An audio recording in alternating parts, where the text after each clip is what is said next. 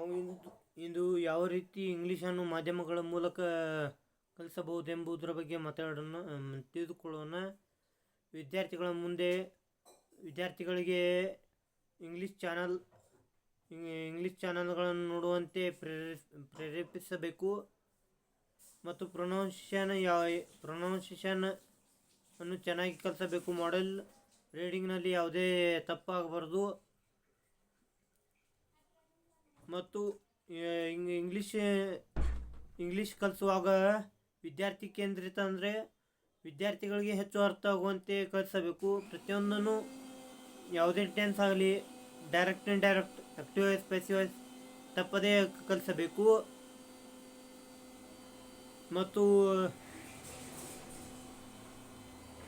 ಮತ್ತು ಇಂಗ್ಲೀಷ್ ಪತ್ರಿಕೆಗಳನ್ನು ಓದುವಂತೆ, ಪುಸ್ತಕಗಳನ್ನು ಓದುವಂತೆ, ಮ್ಯಾಗಝಿನ್ಗಳನ್ನು ಓದುವಂತೆ ಪ್ರೇರೇಪಿಸಬೇಕು.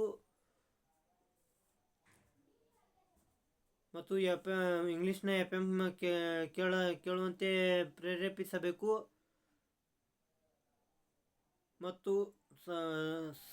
ಮುದ್ರಣ ಮಾಧ್ಯಮ ಮತ್ತು ಸಮೂಹ ಮಾಧ್ಯಮಗಳ ಮೂಲಕ ಇಂಗ್ಲೀಷನ್ನು ಕಲಿಸಬೇಕು.